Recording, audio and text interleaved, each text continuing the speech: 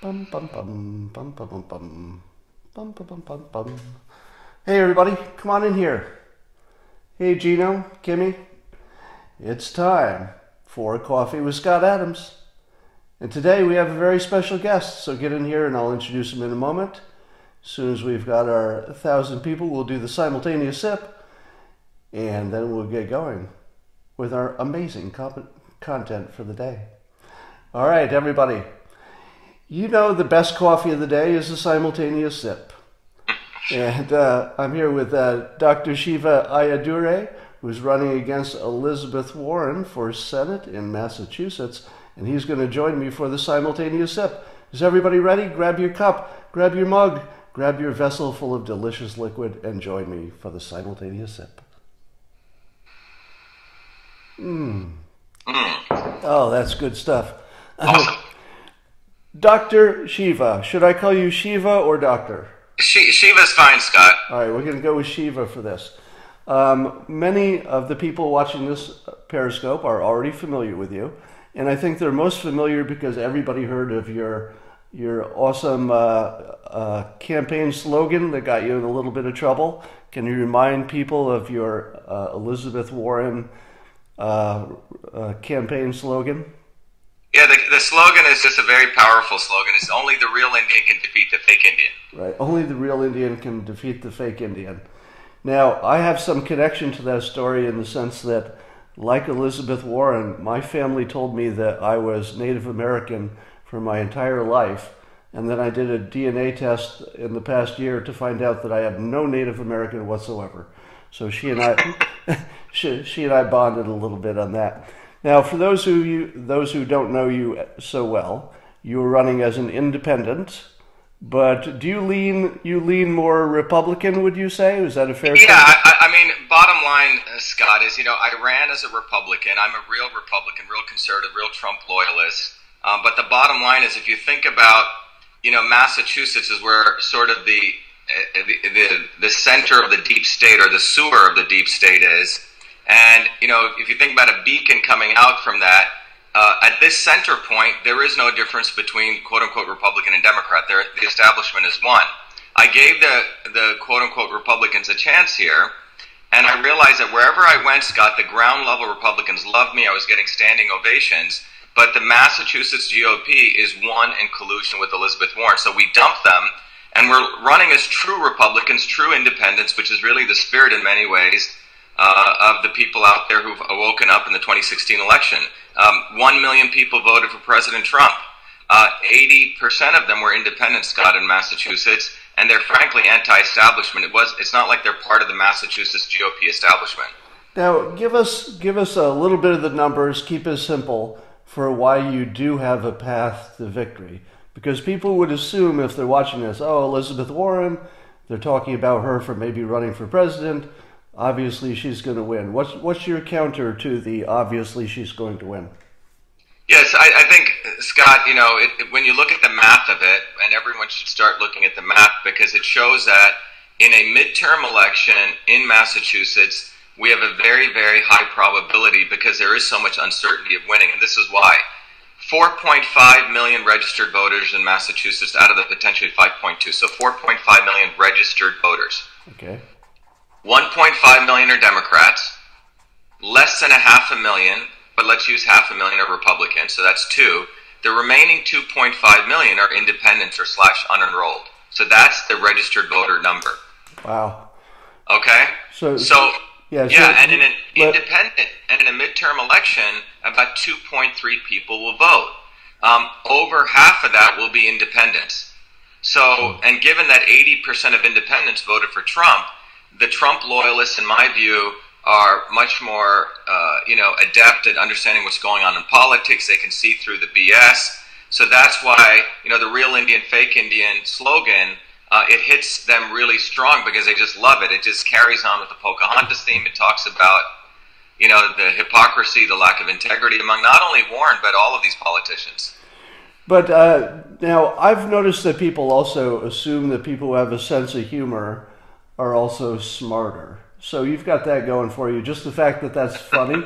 It's funny and it's provocative, so people automatically give you a little credit.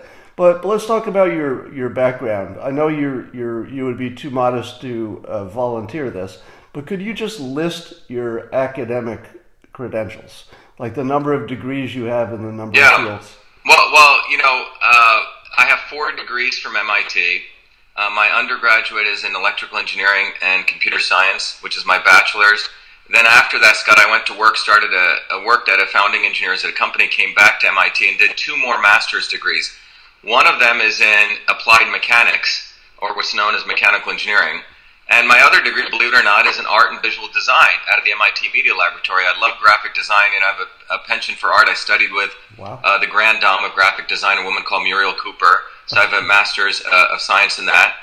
And then I went out and started another company called EchoMail, which we grew to around $250 million in value in the AI field for email. Came back to MIT in 2003 and did my PhD in a very new emerging field, exciting field called biological engineering. So biological engineering is to biology as chemical engineering is to chemistry, understanding the laws of biology and learning how to use that to advance, humankind. So I have 4 degrees from MIT. I'm also a Fulbright scholar. I used to teach at MIT a number of courses as a lecturer. So I've been in and out of academia, but I think the important thing, Scott, is MIT is really a high-tech Votech school, but I also in the middle of that started 7 different companies, which created a lot of jobs in Massachusetts. So you did all of that, but you're running against a tough competitor because she was a lawyer. Okay, I think we're done with her. A lawyer lobbyist. A lawyer lobbyist. Well, you and I have a lot in common in terms of our academic credentials. You did all of those things, and I read a cartoon strip about a cartoon character who also went to MIT. I don't know if you know this, but Dilbert has an MIT degree. And I didn't know that, but all I know is Dilbert was one of those cartoons I read all the time. It was one of my favorite cartoons. And I think the way you brought out a lot of different contradictions and the humor is just phenomenal, man. It's awesome. Well, so there you should have led off with that because that shows your intelligence right there. Now we have. Well, I like Dogbert actually. Dogbert was a snarky guy, right? Yeah, Dogbert was modeled after my own inner thoughts. So the things I can't say out loud. All right, so you have just a commanding intellectual and accomplishment, advantage over your competitor, Elizabeth Warren. But let's talk about some specific topics. Oh, before I do that, can you give me a sense of the landscape of Congress and the Senate in particular right now, in terms of how many people do you know of who even understand technology and innovation at a working level the way you do? And of the entire Senate, because most of them are pretty old, how many of them have any kind of a scientific or technical background? So it's a great question because, in the Senate right now, I believe there's 1 microbiologist, and I think in the House maybe 2 engineers. That's about it. Wow. What we fundamentally, and you compare that to the founders of this country, you're talking about, Washington was a surveyor, farmer. Jefferson can do pretty much anything, right? And then you have people like Franklin. And so it's in many ways the standards we've lowered to such a low level, and it's because of the entire career politician model, the lack of term limits. So we've ended up with a bunch of, frankly, salespeople. Scott, that's what I view these are retail salespeople. Wouldn't it be salespeople and lawyers? Because salespeople and lawyers, right? And I actually like to use the word, sorry to use this word, scumbags, because I view it as a technical term. The scum that floats on the top of the septic tank that you put in a bag. And I called Elizabeth Warren that at one of the rallies, but I can't find any nice terms to say that. I think we're being so kind by calling them even salespeople, but they are a strata of people who are leeches on society at the worst level. All right, but just as as citizen looking at this situation, and I look at the immense opportunity that we have if we get technology and innovation right, and if Elizabeth Warren is the senator, she brings more of what they already have, which is another lawyer. But somebody like you, whether it's you or someone with your skill set, there's no way we don't need more of you in the Senate. You know, forget about policies, forget about personalities and everything else. There's no way we don't need more of what you offer in terms of the technical and real world experience. But let's talk about a couple of topics that are close to you: immigration, education, and innovation. Your dog is there. My cat is going to be responding. Yeah. Hey, Michelle, take care of the dogs, please. Go get them. We'd like to see the dogs later if they come over. Yeah. Now, you came to this country at 7 years old, right? I did. I came here as a 7-year-old kid from India. And the India I grew up in, Scott, was fascinating. You know, we were considered untouchables.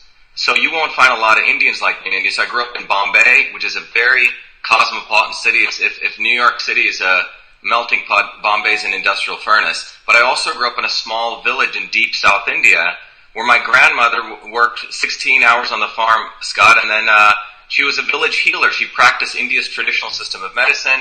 She could observe your face, diagnose you, and then she would come up with combinations of herbs. So it was a personalized combination system of herbs. And here was this woman with no degrees who I saw her empirically heal people. So I was fascinated by medicine as a young kid, Scott. So when I came to the United States, I really wanted to be a doctor. And came here at 7. We settled in Paterson, one of the poorest cities in the United States, then Clifton, then Parsippany, and then Livingston. My parents kept moving to the better public school systems in the New Jersey system.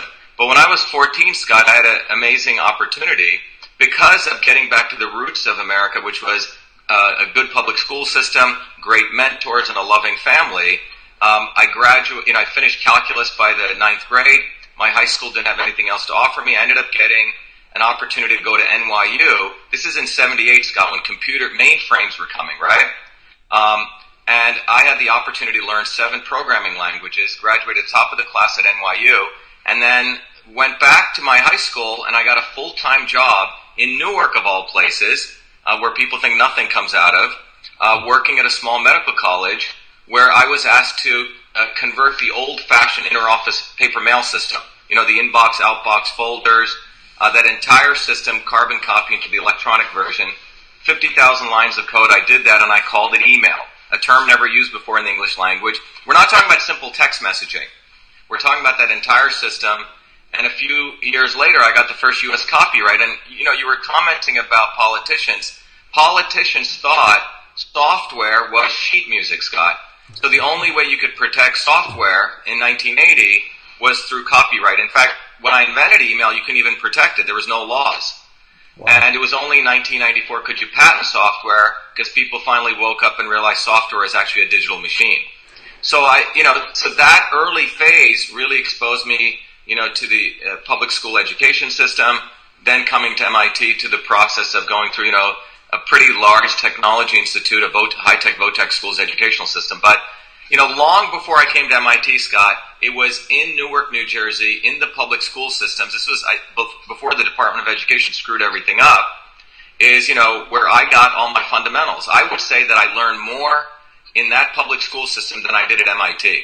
And I say that with all honesty. All right, so your immigration success story at the highest level. What do you think about the president's immigration preferences in terms of a wall, in terms of let's say merit-based immigration? Would you have gotten in on merit-based immigration? Well, yeah. I mean, when my parents came, Scott, it was all merit-based. My dad had to submit his resume, reference letters. He was one of those guys. My dad had become a chemical engineer in India through just sheer hard work. So he was sort of one of the creme de la creme of India. And so it was a huge process that he had to go through. It was a complete merit-based system. My mom was a mathematician. So both of them had to apply. My dad came here first. We actually waited in line. We were separated, for about a year. And then my parents, my sister, and I came. And that was considered, it was an honor to come to this country, and you had to go through the process. So, we didn't see my dad for nearly a year, and then we came. So I don't even understand what the issue is here. You try to get a visa to go to India or Russia or Saudi Arabia, people should just try. It's a difficult process. It's not easy. So the fact that we even have to discuss illegal immigration, in some ways it's an oxymoron, is ludicrous. I support the concept of a wall, a border wall. As a biologist, every human cell in the body has a membrane, right? We protect what comes in and out. Nature, in its infinite wisdom, has created walls around every cell. When I was living out in Hollywood, I didn't see one Hollywood person who didn't have a wall around their house, right? So the notion of having protection, merit-based immigration, everything the president's saying is just rational thinking, and I find it nonsensical that we're even discussing this issue. So let me ask you this. I've made the provocative statement in the past that any big change of policy in the government is racist in outcome. Not necessarily racist in intention, but if you were to change the tax policy almost anyway, it's going to have a disproportionate effect on somebody. If you change immigration in any way, it's going to disproportionately affect somebody, and on and on. But would you say that our immigration policies are fair, or do you think that they target, the brown population unfairly? No, I think the U.S. immigration policies were probably one of the fairest in the world, and I'll tell you why. If you try to go to another country, other countries where rule of law and meritocracy is not the norm. That's, by the way, why my parents came to America. It's all about who you pay off, who you know, all these kinds of things. Those are the things that dominate. The U.S. immigration policy, if you actually look at the laws that were put in place, is probably one of the fairest that's in there. What's happened is neither Democrat or Republican, and when I talk about Republican, I'm talking about the establishment Republicans, particularly in Massachusetts, never want to even solve immigration, right? One bloc uses immigration or illegal immigration for cheap votes, and the other one has been using them for low-cost labor to get a high profit on a lot of the P&L statements of these large companies. And that issue is never addressed. Both of these parties have never rolled up their sleeves and actually solved immigration. They want to keep this issue alive because it's a voting bloc for one and a very highly profitable medium for the other, Scott. That's my view. The issue of racism gets blended into this to confuse Americans. What do you think of the White House's approach? They're getting some attention by talking about the Molly Tibbetts situation, a citizen, young girl who was killed by an illegal alien. And then they've got a video out today where they batch up a bunch of parents talking about their dead children who were killed by illegals. Does that strike you as fair or a little bit over the top? Because I'm going to lead the witness by telling you the anecdotal persuasion rubs me wrong. If you can't make the case on the statistics on the large, talking about the individual just seems like too much persuasion and not enough data. How do you feel about that? Well, I think what's happened, Scott, I think the point you're making is the notion of people using these small videos versus just looking at the broad set of actual data, right? Is that the point? Yes. So I think what's happened is when people have attempted to give data, right, present the data, the mainstream media, typically the large, the CNNs, MSNBCs, have not even been wanting to present that data, right? So if you started looking at, how much value to the GDP has been, these are numbers we can calculate, right? By merit-based immigration, the value of that, how much tax revenue we're losing by illegal immigration. These are numbers that would clearly prove the case that we need legal immigration, or merit-based immigration. But I think those numbers are clearly out there. But the way that the mainstream academic elite, the mainstream media have constructed this, they don't want to share facts. So I think the shortcut that people are taking is to do the emotional approach, right? To do these stories or anecdotal stories. I was down at the border wall about a month ago with Joe Arpaio, and the angel moms were there. These are women who've lost someone of their children from some illegal killing. Now, they're very heartfelt stories, but I think to your point, I think we can use the emotional piece, and I think it's an opportunity to talk about the larger numbers. Do we have larger numbers? Because the key number would be, are the illegal immigrants a higher level of crime than legal citizens? Yeah, I think that's one number. The other metric here, I mean, I have an interesting immigration policy, right? I don't know what the numbers are. Their numbers seem so, let's say there's 20 million illegal immigrants. There's probably a subset of those illegal immigrants who have, completely become part of the American somewhat economy, black economy, right? Meaning the underground economy. Imagine that a set of them are actually, they're not criminals, they're actually working. The concept of converting them, into legal paying tax citizens. I mean, they have to go to the bottom of the line and do that. And then you take all the criminals and all those guys you have to identify and send them out and make sure we build the wall, etc. The other piece of the equation is we also have a set of people on the other extreme who live off the dole, right? They also have gotten instantiated into living off an economy where they don't produce anything. They're also leeches. Give them an opportunity, 2 years, where they go get a Votech education. Or you say, look, why don't you go to another country and you can experience what it doesn't feel like to be in America. So you almost do an immigration exchange program. And the notion is that we have a $4 trillion budget, and some of these people are actually working. We should actually capture their tax revenue, again, put them on the path to immigration. And I think there's some, but the bottom line is Congress doesn't want to solve these problems. These guys take 6 months vacation. If you're at MIT or you're an engineer, you have a deadline as a cartoonist, you have deadlines. These guys have no deadlines, so there's no motivation for them to roll up their sleeves and actually solve this problem. And I think that's what the president is trying to do. Well, let me ask you this. Under everybody's plan, as I understand it, both Republicans and Democrats, if we had a real immigration comprehensive agreement, it would probably include some kind of work visas where people could come across and work for farms, etc. That's true, right? Yeah, I mean, the work visa concept has been allowed in like the H-1Bs in engineering, right? So given that both sides agree with that, if you look at just the Molly Tibbetts case, and again, those of you watching me are going to say, "Oh, it wasn't your child who was killed, so you're being bad." But trust me, everybody's on the same side about losing a child. There's nobody who has a different opinion about that. But would it be true that if we had immigration laws, that the person who was the murderer in this case would have been legal? If the immigration laws had been functional, wouldn't this be exactly the kind of person who would have a worker's visa and would be totally legal in this country?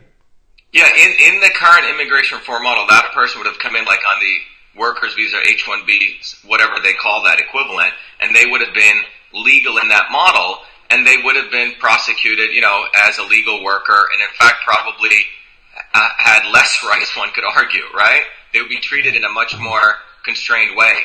They couldn't, yeah, you're absolutely right. One of the things with Molly, the Molly Tibbetts case, what's interesting is, when I look at that issue, obviously everyone saw what Elizabeth Warren said, right? She recognized what had happened to the child, but then she quickly pivoted to talking about what she said, quote unquote, real problems with the separation of families.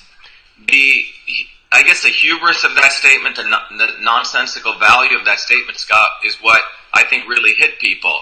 And I think my observation, which I just tweeted out earlier last night, was this: the fact that she can pivot like that, make a comment like that with such ease, really goes to the fact that in Massachusetts, the Republicans and the Democrats work so closely together that there's really no opposition to her. And it's a very subtle point, but it's a very important point. The fact that she could overtly make a comment like that and, feel absolutely comfortable saying that. Right.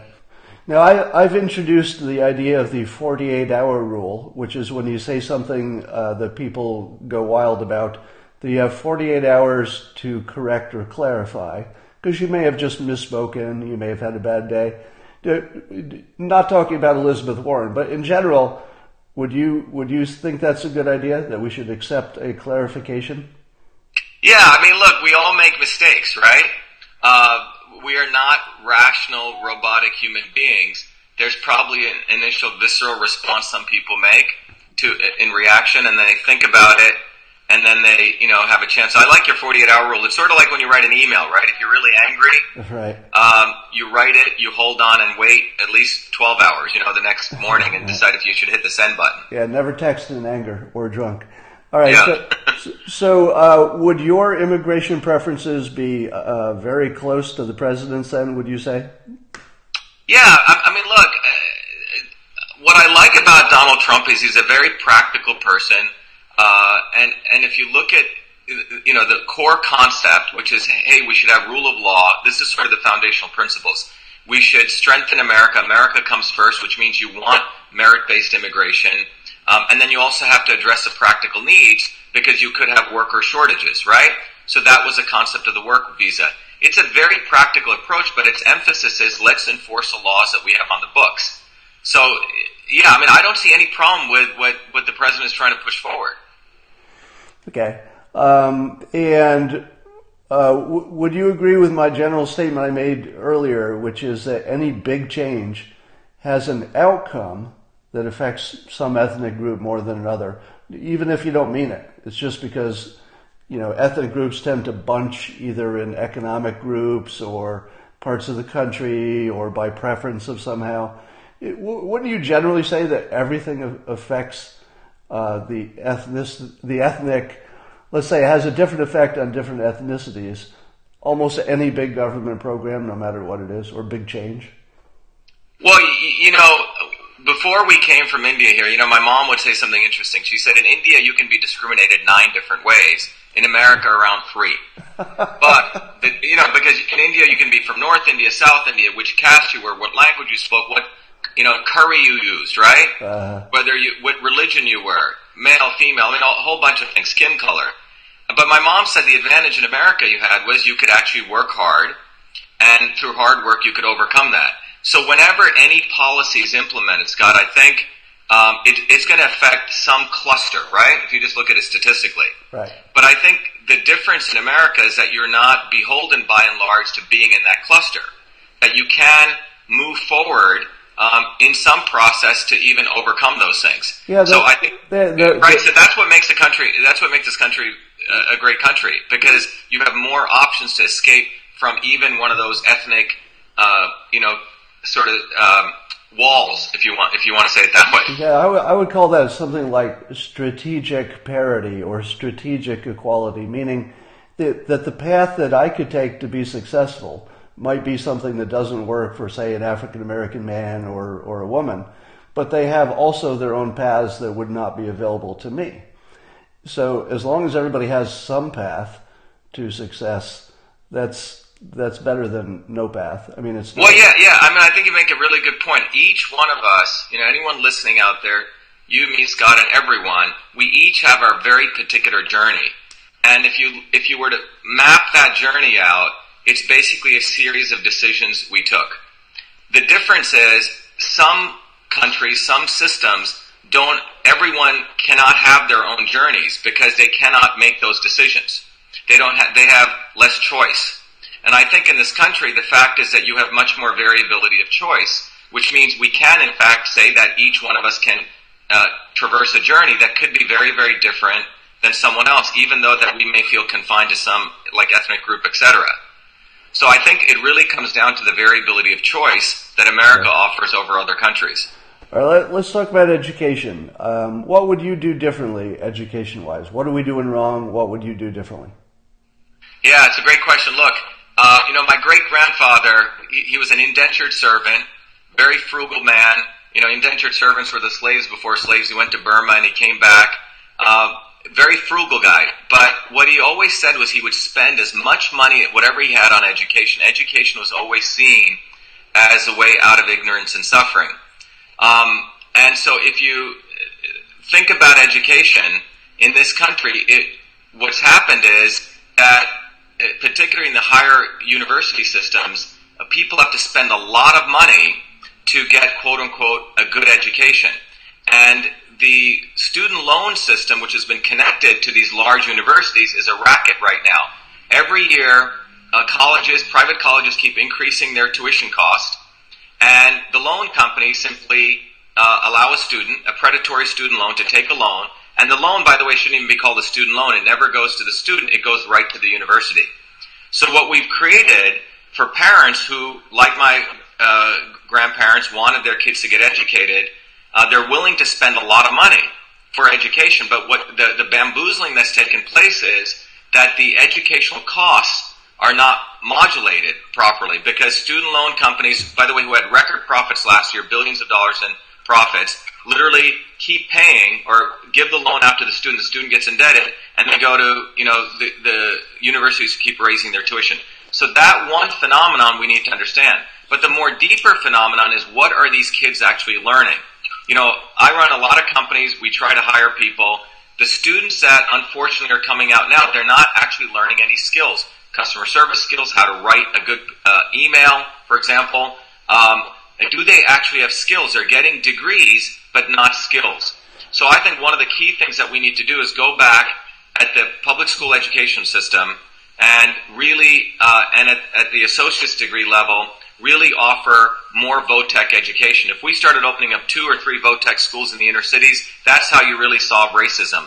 You can make 6-figure salaries, plumber, electrician, software engineer, programmer, med techs. We don't have enough of those people. I think a statistic just came out on the number of technical jobs we're generating right now, close to 2.9 million, and we're going to have to put 120,000 people annually to fill those jobs, and we don't have those technically trained people. So I am a big proponent of high-tech, Votech education, Scott. That's number one. The second thing is, I think we need to bust up the monopoly that these big universities have on education, because there's really no market competition there. The third piece is, I think some of these large universities need to pay their fair share of taxes. Harvard University is fundamentally a $45, $50 billion hedge fund. And it has what I call a fake university, a $2 billion operations budget. But it's essentially a hedge fund. Last year, 2 years ago, they paid their hedge fund managers $58 million. 6 guys got $58 million. 6 or 9 guys. Wow. So large universities, when the endowment model came, every time a president comes to a university, they are measured, their legacies, how much money did they raise to grow the endowment. So that's the racket that's taking place. I think we need to defund some of these large universities. They shouldn't be getting private funding from us as taxpayers, using those private funds to create intellectual property that they then own and resell back to us. But I think the bottom line is more Votech schools. We need to eliminate predatory student loans. Today, a big student loan company can give a kid a loan, and the kid does not have the right to go bankrupt. I'm not saying people should go bankrupt, but a student loan company, if they knew a kid was going to go bankrupt, they'd really say, hey, what course of study are you going to take? Oh, I'm going to study the anthropology of aardvarks, right? Or bathroom studies, whatever that is, right? They're going to make their assessment on, is the kid going to come out? Not that people should not study art and liberal arts and Shakespeare, they should. But is the investment in that kid going to yield something that the student can be able to function and be a valuable member to society? So that's one of the biggest things I think we need to do in education. The science, if you look at, I think we're 35th in the world right now in science and engineering education. So we have a set of elites who are getting very well educated in concentrated areas like Silicon Valley or Kendall Square in the M.I.T. area. But the vast majority of Americans, we're not getting the technical education or skilled education. Let me ask you this. When we see that we're ranked 35th or whatever, I have a different take on that, but maybe you have more insight into the numbers. My take is that the people who move the needle in terms of science and technology is such a small percentage of all of us. In other words, I'm not smart enough to move the needle in technology. So the fact that I am good or bad at science or math is completely irrelevant, because I'm never going to work in that field, and if I did, I would never make a difference. I wouldn't move the country forward. So isn't it more important that we have a large number, as opposed to percentage, a large number of people who actually can do that, people have your kind of skill who can make a difference? But does it make any difference if the average student knows calculus? It just seems like a waste of time to me. They're not going to... Yeah. So when I say science, and part of what I'm saying is Votech school is plumbers, electricians. There are many jobs which just require technical skills, Scott, right? And I'm even talking about good writers, right? Good artisans. When I say skills, I mean in a broad level of skills. We're talking about people who actually have to put their effort into something where they're actually learning a particular skill. If you look at the typical 4-year college students coming out, unless they're pursuing, let's say, medical education, engineering, or in the Votech area, a large percentage of them are actually not learning any tangible skills. So I agree with you in terms of large population of people, but people actually are learning. It could even be customer service skills, right? Right. We try to hire people where a young person coming out doesn't even know how to talk to a customer on the other side, Scott. Right? You ask them to write a cogent email, it's not even written well. So somewhere along the way here, the notion of just very tangible skills has been taken away. And that's what I'm talking about. Let me ask you a tech question. So there aren't too many people I could ask a question about education and technology, but you're one of them. So I've got one of these virtual reality computers here, and I can go into a whole different world. And when I do that, there aren't that many pieces of software available there just aren't that much content. But when I see that I could be standing in the middle of, say, a famous battle, or I could actually be in, the meeting where the Constitution, the Constitutional Convention, I could actually put myself there and watch it in real time. Do you think we're close to a point where some kind of homeschooling with VR, or at least better video, is close? Because up to now, all we've done is take a video of a guy standing in front of the class just like any other class, and it's terrible. But it feels like nobody's really optimized the technology to make it the better option. Are we anywhere near a revolution where going to school is just a waste of time and it's where all the bullies are, where you could just go into a room and immerse yourself into education? Or maybe that's a bad idea because it lacks the social element. But are we close to anything like that, do you think? Is it worth... Yeah, it's a great question, Scott. They used to call cave technology or immersive technologies. What I've seen is a technology curve typically takes 30 years. And I think VR is about to explode. I'll give you a couple of examples. Peter Huber, is one of the big Hollywood producers, Mandalay Pictures. About a year ago, I was speaking to Peter. He goes, Shiva, this is going to be one of the biggest areas. And he was explaining to me that he had just witnessed a technology company that he had invested in, where he said, I wore these glasses, and he goes, and he apparently was walking across a cliff, and he was shivering, almost about to cry. The technology is here, Scott. It's essentially here. Another company, Oculus, which got bought by Facebook, another friend of mine, he essentially got all the rights. He created a company to all the museums of the world, like the Louvre, all the great museums, where they literally have 3D mapping camera, which literally maps every pixel in a room, and they're already starting to do that broadly across like all historic sites, museums, etc. So the technologies there, those VR glasses, the Oculus things, are going to be, in my view, in probably every home, like a TV or a microwave, in probably the next 5 years, 5 to 10 years at max. And they're going to be part of the educational experience. I think that the point that you're bringing up is the whole notion of public schools, industrialized schools. That really was a part of the industrialization process, right? Yeah. Where you had to train soldiers in a very robotic way to go off to do a very particular set of tasks. And I think what's happening now is the key trend that I see occurring in all fields, be it health, be it education. You go down the list. Jobs is a key word that we're going to see more and more of is the word personalization. Personalization in medicine, personalization in education, personalization in healthcare. And I think what you just pointed out is that, and that's really ultimately quote-unquote school choice, right? You want to train your kid to understand history. Well, he can actually experience history in a very unique way, or he can read a book.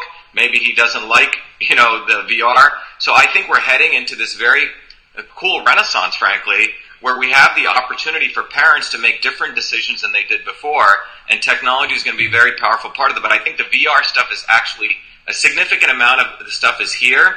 It's really working through the kinks in terms of the deployment of the cost. But there are many companies who are actually starting to own the content. A couple of examples, as I said, in terms of in very vertical areas. So I think you bring up a great point. Now, do you see that the content that might come to the VR world would be owned by the just private industry and people would just put together the lessons that made sense to them? Or do you see the government getting in and messing that up too? Yeah, well, the Department of Education, in my view, should be busted up. Part of the entire thing I think you're bringing up is centralization versus decentralization. I think what's happening is you have two types of centralization taking place. One, the government wanting to own things, and private companies like Google, Facebook, etc. And in many ways, they're starting to collude together. I think what we're going to see is obviously those people for owning power and content and royalties are going to try to own that content and drive the direction of that just for power reasons or for economic reasons.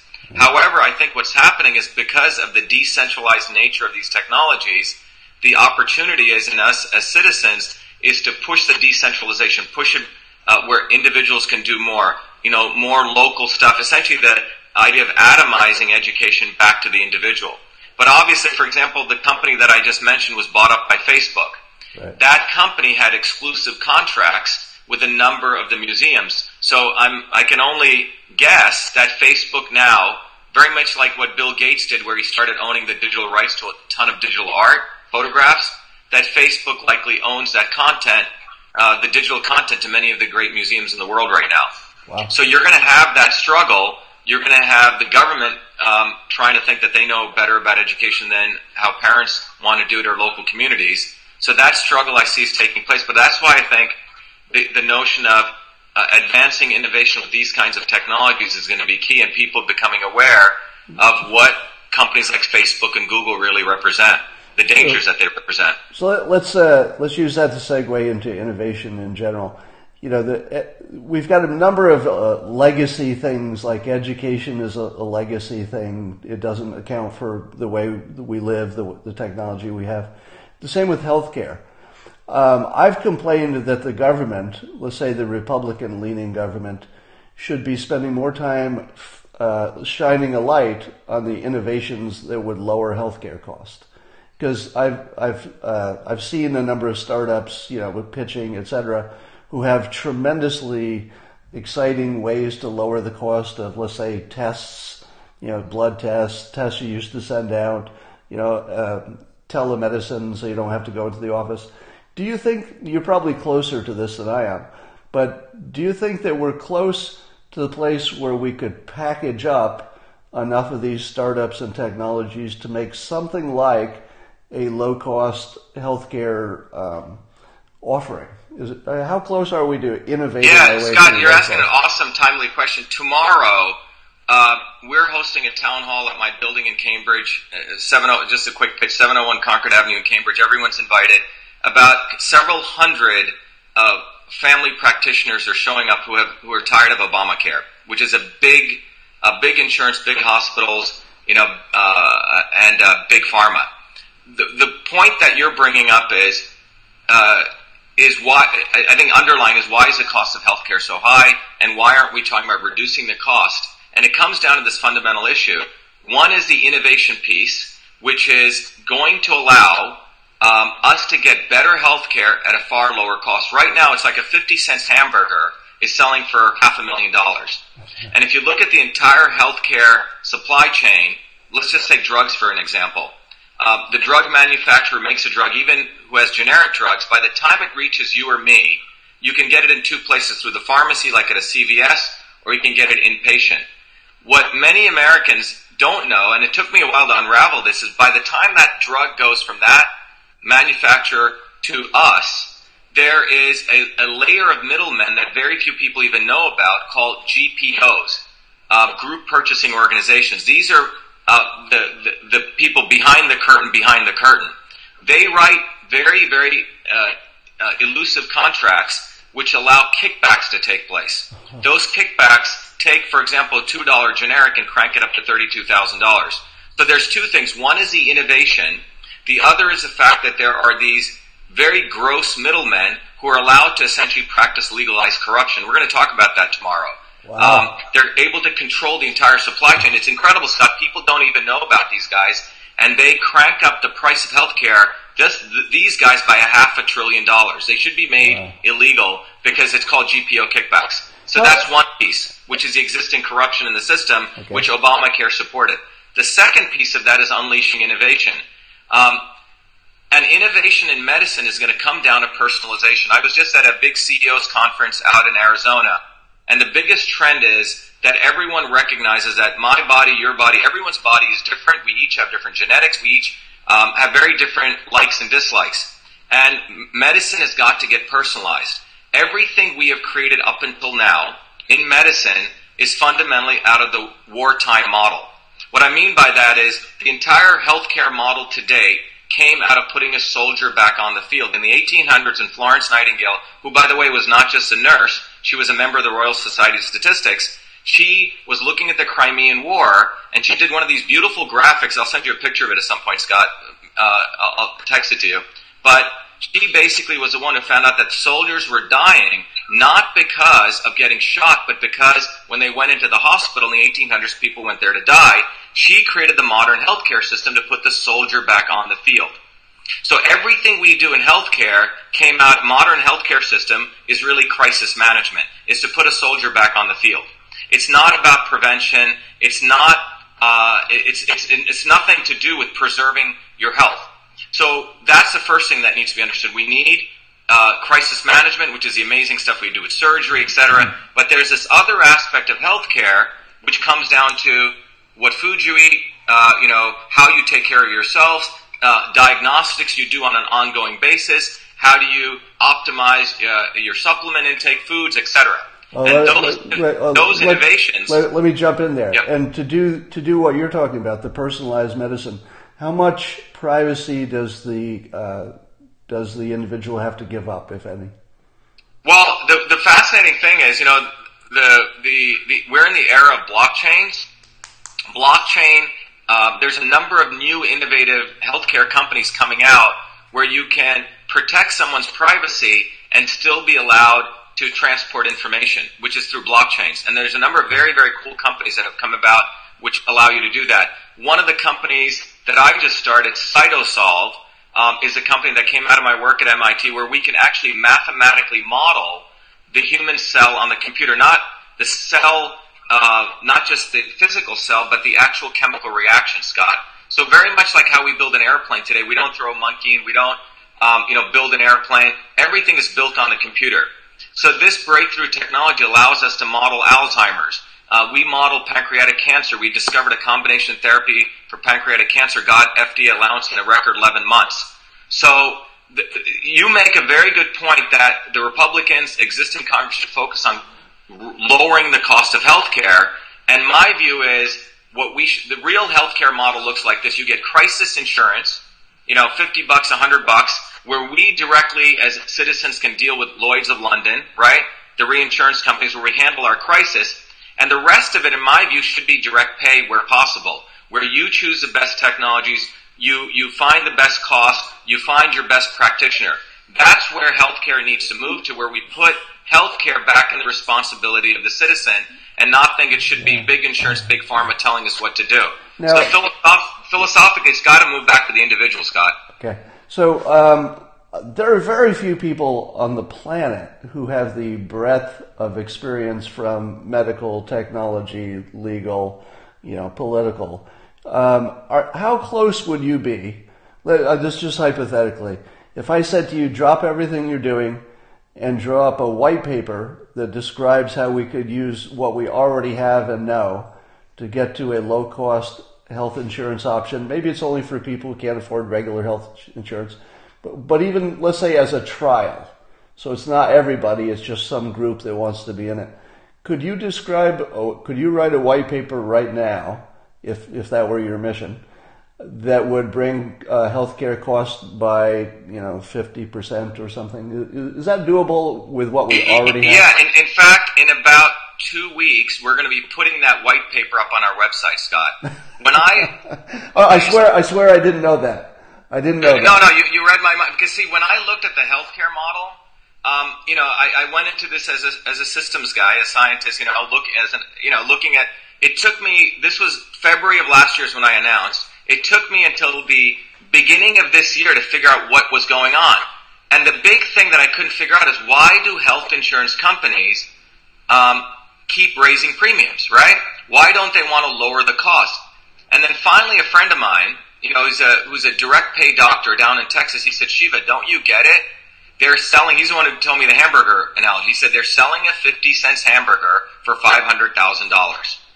The insurance companies have no incentive to lower the cost of healthcare. The reason you and I get healthcare is we say, oh my God, what happens if I get in a bad accident, right? Right. And then the ... after this is, I may have to pay a lot. The issue is you shouldn't have to pay that much. They've inflated the cost of pharmaceutical drugs. They've inflated the cost of hospital stays. The whole thing is a massive inflation because there is no market controls on it. One of the so you'll see this white paper come out literally in 2 weeks, Scott. But part of that white paper is we don't produce enough doctors. When my grandmother in that village healed people, it was a 1-to-1 relationship. In the last 20 years, we've lost nearly 250,000 primary care physicians. Think about that. So why is that? A doctor comes out of 4 years of undergraduate, 4 years of medical school, and another 4 years of specialization. They have 12 years of debt. My view is eliminate that 4-year need to go to undergraduate. You should be able to go right from high school. It should be a vocational-technical job. Many other countries do it right to medical school. So right away you reduce the burden on that student, that medical student.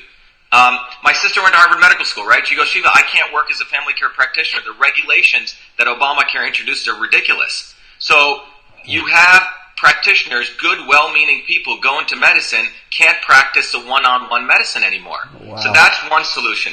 The other solution is we have to completely get rid of the corruption of these GPOs. That's a second piece. And the third piece is we need to bifurcate the insurance model, crisis insurance, and where we start paying out of pocket. I mean, I spend $800 a month. It goes to the premiums. I don't even spend that. I don't even see the doctor that much, knock on wood.